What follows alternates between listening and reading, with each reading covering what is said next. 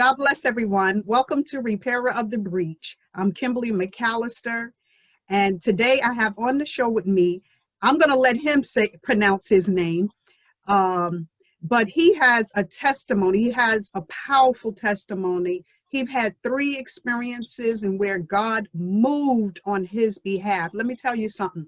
God is a God of many chances. I know some people say a second chance, but let me tell you something. God is a God of many chances. So I am going to let my guest introduce himself because he has a very unique name. God bless you. God bless you. Hey, How how you are you? doing? I'm doing okay. My name is Devon Holland. The J in my name is silent. It's spelled DJAVON, but the J is silent. Yes. Listen, you've had 3 powerful experiences and where God moved on your behalf. And anybody else that would have been in that situation, if they did not have God on their side, I'm telling you, I think they would have been a goner. So I'm Right, just going to give you the platform right now. And I want you to, just tell us a little bit of each event. And then I want you to give us a little idea of what your life was like before those experiences. You got the floor. First of all, I want everybody to know, everything that I've been through and stuff is, it was definitely God, had a hand in each and every time me having another chance at life, period. God Right. was definitely there, and just to start off with, all my life I've been into the church and, just a believer in God, from going to church with Pastor Porter up there in New York. 302 Spring Road. That's what he say. That's right. 302 Spring Road and stuff from Porter. He always been in my life, and from my youth, he always been an example to me, on God, But all my life I had questions about who God was, how does God function, and how can basically I could have a good relationship with God with my life, Since Right. a young boy, I always had these questions, and mm, just my circumstances within life, from where I lived at, to things like that. It led me on paths that wasn't necessarily in accordance with, how I should have been living, and each and every time God has brought me back. Well, the first incident, that was one of the biggest incidences in my life was in 2013, when I just came home from incarceration, and I wasn't doing so well financially and relationships and the whole 9 yards. And Right. I had went out to Delaware. I was messing around and went out there with some guys, and things just got crazy, and Mhm. an altercation had happened where I got stabbed and they got shot, and it led me to Wow. uh, having to fight for my life in jail. For Mhm. I was facing 242 years, and Wow. during that time, I was stabbed up. I had a collapsed lung. Mm. Um, um, you know, yeah, it was. I went to the hospital. They basically took me out of the hospital earlier than what a normal person would sit in the hospital for with those types of injuries. And Right. they took me to the jail. Where basically I had a open. Basically all my side over here, my rib cage was opened up and stuff, and just dealing with that, period. That's something to deal with. Then, mind you, dealing with the stress of now I got to fight a case, along with Yeah. trying to get my health back. It was, that was an experience within itself. But I'm not even saying that within that experience, I was right, what I'm saying, or I was justified on what happened. No, I wasn't justified on what happened. It was, an altercation, but it didn't have to go the way that it went. That it went. Right. And Right.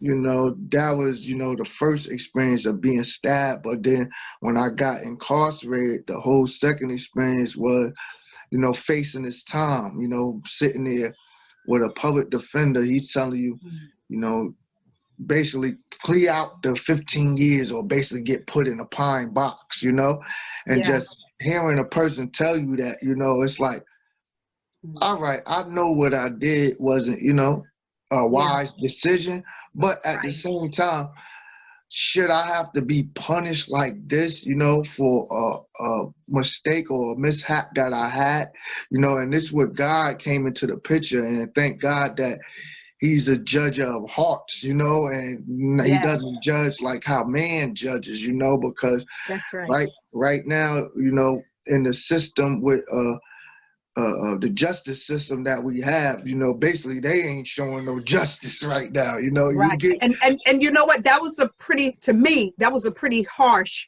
sentence.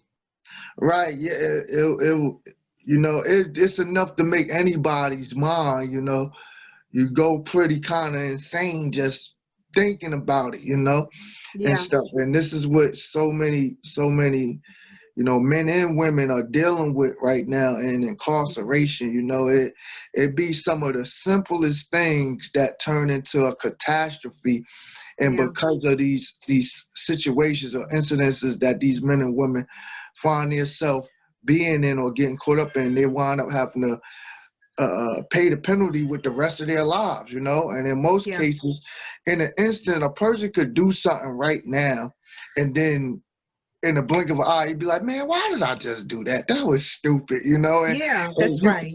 and you could, have a change of heart that instant, and even what God said in Deuteronomy, when He was giving, the law to Moses, He said, even when the people, stray away from this law, and I drive them to the furthest part of the earth, if they are willing to turn to me with their whole Right. heart, I will be quick to forgive them, and That's bring them right. back. That's how God operates. Right. And the way God operates and the way this system operates is not, it's not in accordance, and the times that we're living in, it is a true testimony what God is doing. He's opening up the eyes of our nation, because when these officials, and it's a funny thing that we're on this topic today, because for those who don't know, today Joe Biden is signing an executive order for it's the systematic racism. He's signing an executive order to get equality. It's called systematic equality that he's trying to get into law right now today. And it's a funny thing that we're on this topic, because Right. this is a real issue, within America, and it has been an issue for hundreds of years. But now listen, I want to ask you, what happened when you went before the judge for the 240 days that they were trying to give you? What happened? What was the outcome? Because Well, evidently you're here. I just want the audience to know how God moved on your behalf.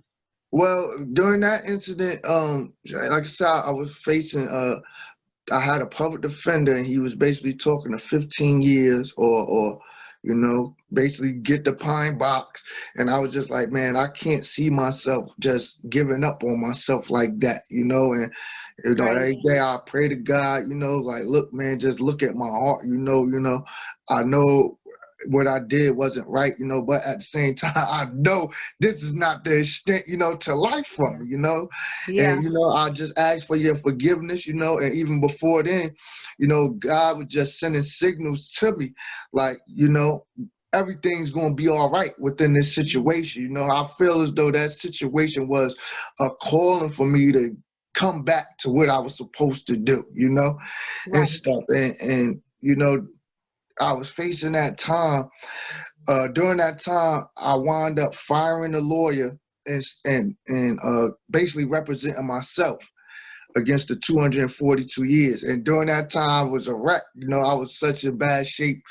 mentally, I called Pastor Porter out, he could tell you for himself. I fussed him out like, man, they got me facing all this time, what am I going to do? You know what I'm saying? I don't have no help. I don't know what I'm doing. I'm not a lawyer. And he said, oh, let me pray for you. He prayed for me and Yes. stuff. And one thing about Porter, one thing I love about Porter is that he's going to give it to you straight. Yes.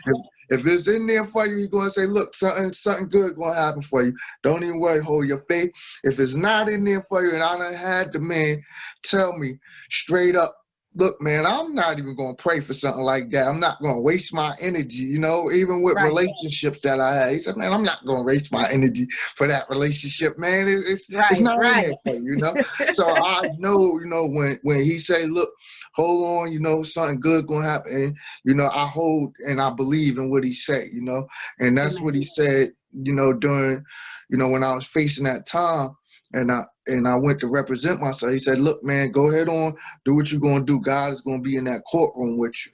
And lo and behold, I didn't even, got off the phone with him. And, time I got off the phone with him, I went in the cell, and in the cell, it's basically nothing in there, like, what am I going to do? I'm going straight from a cell isolation to court tomorrow. So how is God going to do anything within this time for me? And lo and behold, when I went in the room, I was in there. Just so happened I got moved from one place to another, and I had a new cellie. And this cellie, he was good with the law. So for no reason, me and him would just play cards and talk about my case and stuff. And lo and behold, when we came in the room, he was like, yeah, what happened? I told him what happened and stuff. And, everybody on the tier was like, on the unit I was in was like, man, you need to get your lawyer back. You need to get your lawyer back. And I just wasn't going with it. So I felt alone. But when I went in that room, I told him what happened. I said, man, I fired the lawyer. I don't know what I'm going to do. He said, what you mean? What are you going to do?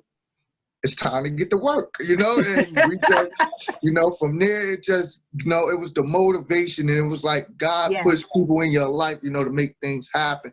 And from there, I wrote an opening statement. I wrote questions out. It was like, something, I don't know. It was like the spirit just jumped on me. And the next day I was ready for court. Went in there, and you couldn't tell me I wasn't a 5-star lawyer. I went in there and I basically went through the trial. It was a 2-week-long trial.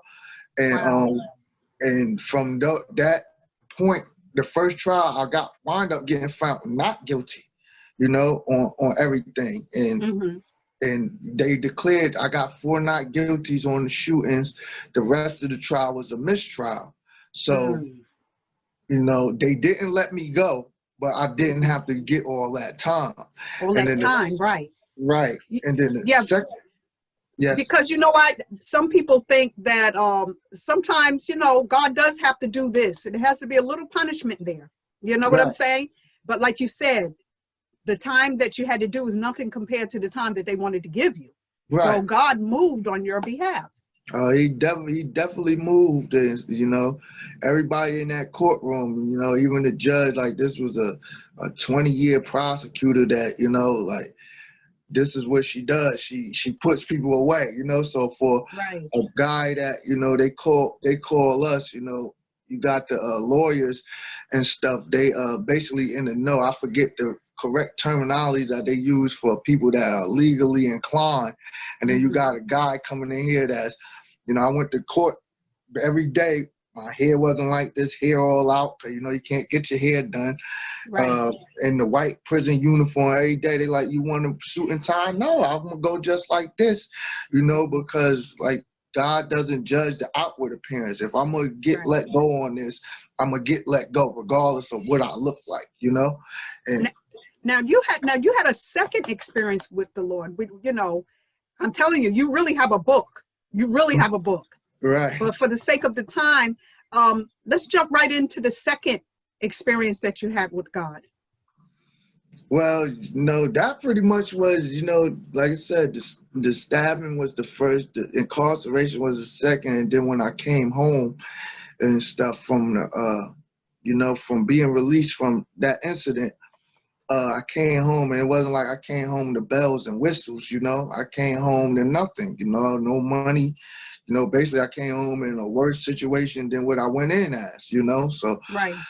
it was challenging financially, you know. I didn't really have no place to stay, you know, and stuff like that. So when I did come home, you know, it was a challenge on basically supporting myself, you know. Hmm. And you know, I'm not saying what I did was right. Everything I did, you know, I know it was a better way to do it, you know, and Right. stuff. So I came home and basically started, you know, messing around in the streets again. And lo and behold, in 2019 of July, I was out there in the streets dibbling and dabbling, and I wound up getting shot in the head.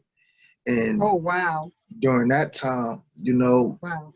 I was on my deathbed. You know, I really wasn't in touch with my family or nothing like that. You know, I was just on some, you know, I want to get myself, you know, established and stuff, and then, you know, I'll contact my family and, you know, live like that, you know. But life didn't have it out for me like that, and I wound up getting shot in July. And when I Mhm. went to the hospital, like I said, I didn't call no family or nothing. They wound up having to put me in a medically induced a coma and stuff. And you know, I was in a coma. They had me on the ECMO machine and the whole 9 yards. You know, they had to shut down my lungs, my heart, and everything. And you know, within that time, I never reached out to my family, but you know, God working on my behalf, it touched some people to, you know, start reaching out to, you know, numbers that they knew, and wound up getting in touch with my child's mother. She wound up getting in touch with my mother. My mother wound up getting in touch with everybody. She called Porter. Wow. She called everybody. You know, everybody started praying for me. They wound up coming to the hospital, and I wound up coming back through. During that time, I died twice, came back, had a stroke, the whole My 9 yards, God.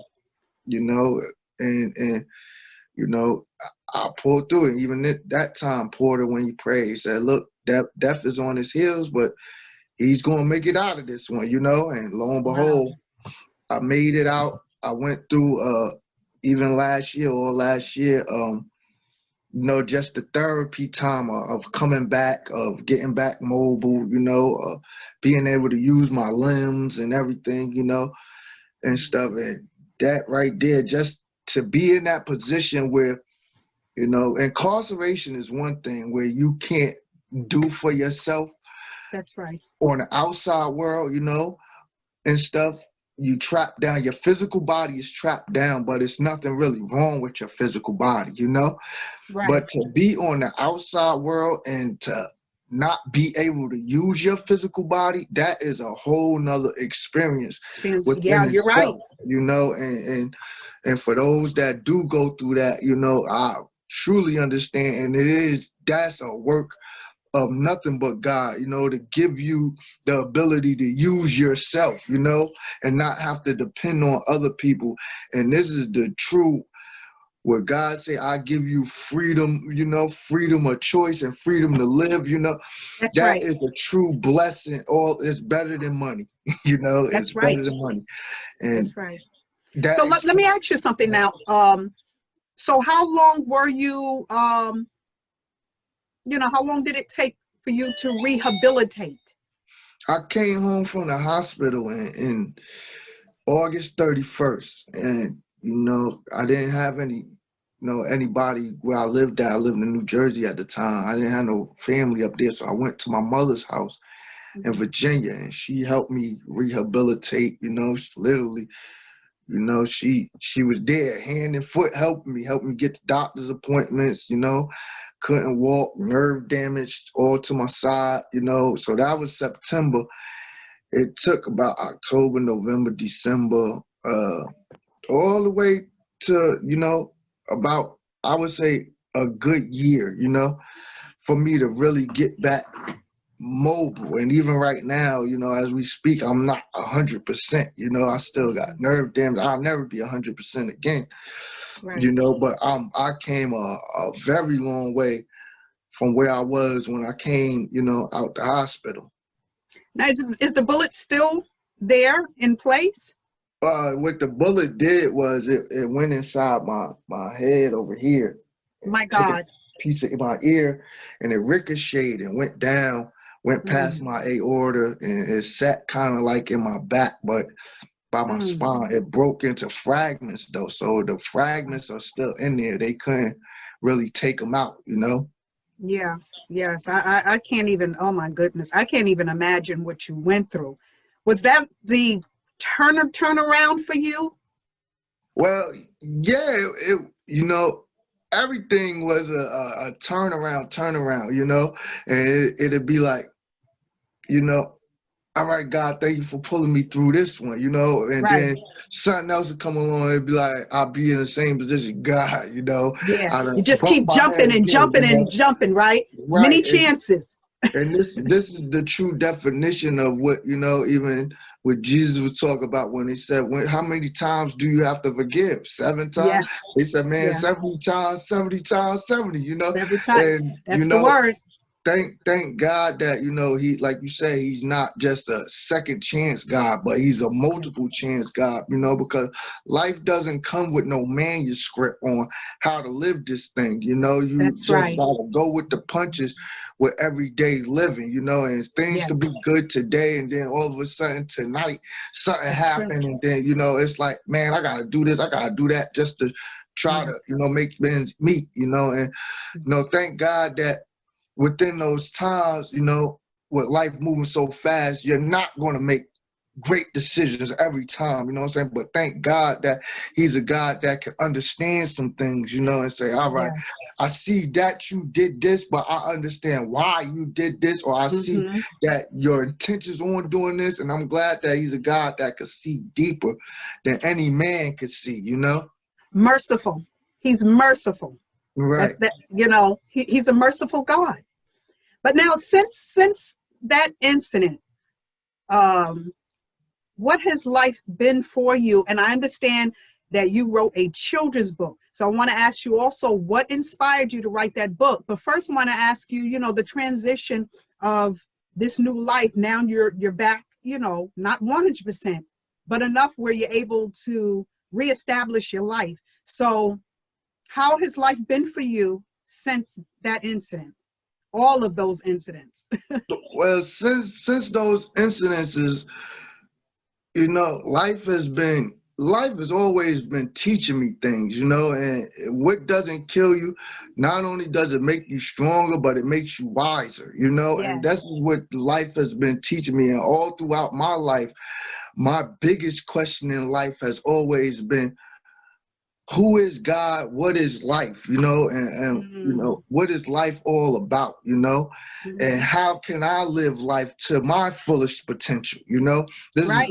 always been, you know, questions that I held dear to my heart, and life has been teaching me, and God has been teaching me. You know, who He is, Yeah. what life is about. You know, and you know, during them times, everything has been an evolutionary process for me. You know, so all my shortcomings, downfalls, you know, I embrace them, and I try to get the best lesson that I can out of them. You know, and I always try to evolve from it. You know, and God has, you know, from me being incarcerated, you know, the biggest thing that happened in there was I got a good understanding of who God was, because I'm not wishing incarceration on anybody, but it gave me time to sit down, you know, and time to Yeah. actually understand who God is. And for me, God has always worked and spoke to me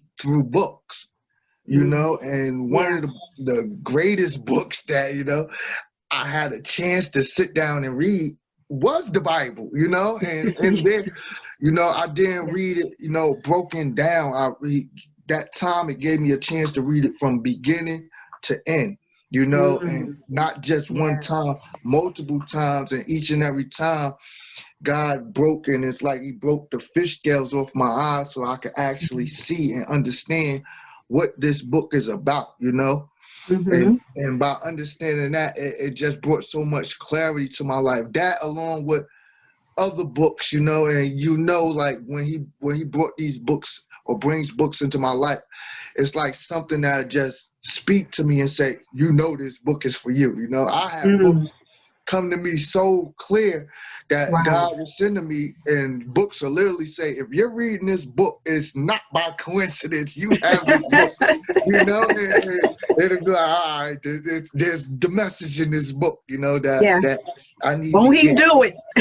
Right. So, you know, like that's how God has worked for me, you know what I'm saying? And throughout all of that, you know, even with things that happened with the situation with me getting stabbed and the whole 9 yards, when I came home, you know, it was certain things that I knew I was supposed to do with knowledge that that God gives you.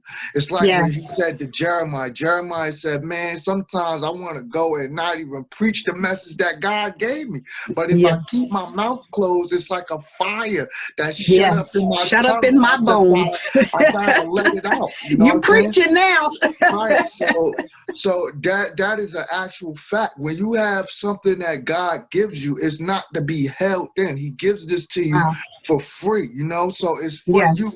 to pass this information along, you know, freely, That's like right. how he gives it to you, you know. So Yes. so the information that he did give me, I knew and understood that it was to help people, you know. And just Mhm. like Jonah, instead of me going to that great city and giving the message that I knew that he used within my life as a testimony, I Mhm. decided to get on the boat, pay for the boat, and go my own way, you know, and do my own thing, which was, no, I want to have a nice little life, settle down, and do this Yes. and do that. And that wasn't the path that he had for me. So in order to bring me back to the path, it may have took, you know, the things that I went through for him to bring me Mhm. back to this point, you know, and with him, you know, giving me a chance. This is one of the books, Caught Out of State, you know, that he, Yes. you know, I never dreamt that I would be an author, you know, but lo and behold, you know, sat down one day, put the pen to the paper, and it was like, you know, the hand of God just sat there, and I was writing and writing and did not stop until it said the end, you know. And So that book is based on your true life story. Am I correct? yes, it's based on that. It's a fictional story, you know, but it's based on, you know, true events that happen, you know. Yeah. Now you have another book, a children's book. Yes, I got a children's book. This is one of my children's books called Wonderful Life. Uh, Beautiful. and that book right there is you know, during the time when I got shot, it also gave me time to actually grow a bond with my son, you know. And Mhm. during the time me bonding with my son, you know, we would go over ABCs and we would go over this and we would go over that. But one of the biggest questions that he had, which is the same question that I always had in my life, is what is life? You know, what is life? Mhm. Who is God? You know what I'm saying? What is Yes. this? What is that? You know, so Mhm. it was basically my son, you know, that inspired me to say, you know what? I'm gonna write Wonderful Life, you know? Yes. And he was the one who basically helped push that one out, you know? I wanted to ask you another question, if it's okay. You Yeah. can't. You did answer it because you did. You know, you were talking about what Biden has done. So you did answer some of it, but I want to ask you, who inspires you? Well, shoot, that's a great question. Because my biggest inspiration is life. Life inspires me, you know, and Wow. Okay. just you know, the creator God, you know, he inspires me because just, you Yes. know, every Glory. day Hallelujah. it's Mm. unfathomable to me. Like, you know, you sat and you created all of this, you know, the universes, cosmos, this, and it's breathtaking, you know, even down to, you know, just looking at it myself, you know, and still Yes. I'm trying to figure out myself, but you created me, Yes. so you know everything there is to human beings and human life and life, period, you know. Yes. And That's just true. that alone, that is a major inspiration to me, because just by looking at life, it's like, man, what are the limits to life, you know? And Mm. more and more every day, there is no limits. So if there's no limits to life, there's no limits to the possibility of the things Wow. that I could do. Wow, that is awesome. That's awesome. I'm telling you. And I wish that everyone, even myself, could look at it like that. But because you've said it, that gives us something to think about. Now, we're almost out of time, so I wanted to ask if you can please give your information on how they can purchase your books. And if anybody would like to contact you, please give your information. Yes, the biggest way, I'm on Instagram, breezework_publishing. You can see a lot of what I'm doing on there. You can see the books, Caught Out of State. They're available on Amazon.com. Wonderful Life. I have bedtime numbers. I have C, the book C, all on Amazon.com. You can purchase it. If you punch in on Amazon.com, Breezework Publishing, a lot of my material pops up. I also have merchandise. This is one of my Caught Out of That's one of State the shirts. I like t-shirts. that. Listen, I'm connected to you on Instagram, so I've seen it. Right, yeah, I got the shirts, the hoodies, I got throw pillows, tote bags, iPhone Wow, cases. you've been Um, busy. yeah, I've been busy. I've been working. I have all this is available on Amazon.com. If you punch in Breezework Publishing and stroll through, you'll see the hoodies and the sweatshirts, everything on there that's available. And Amazon.com, you can punch in my name, Devon Holland. On Mhm. Amazon.com, you'll see all the books come up on there. Also, my Facebook, Breezework Published on Facebook. That's my name on there. Right. Anybody, you can see a lot of my work on there. So And did you give your email address? my email address is devonpholland 31 @gmail.com. Okay. Spell the Devon. Spell Devon. Devon is DJAVON Holland HOLLAND 31 @gmail.com. That's right. Okay, listen. I hope you enjoyed this testimony as much as I've enjoyed it. And listen, in John 8:36, it says, if the Son therefore shall make you free, ye shall be freed indeed. This brother here is free by the power of Jesus Christ. You've heard his testimony here on Repairer of the Breach. Listen, tune in next time. We have a special guest. His name is Ron Jefferson, and he's coming on to give his testimony. Listen, I want to thank you for coming on the show today to give your testimony. God bless you. God bless you. God Thank you bless so you, much. Brother Holland. I'm telling you, God's got some things in store for you. Even now, God has some things. You are doing it. You are a living testimony that you can go through some hard times, but God is still with you, and God will continue to do the work in you if you don't give up. And this brother did not give up. God bless you. Take care.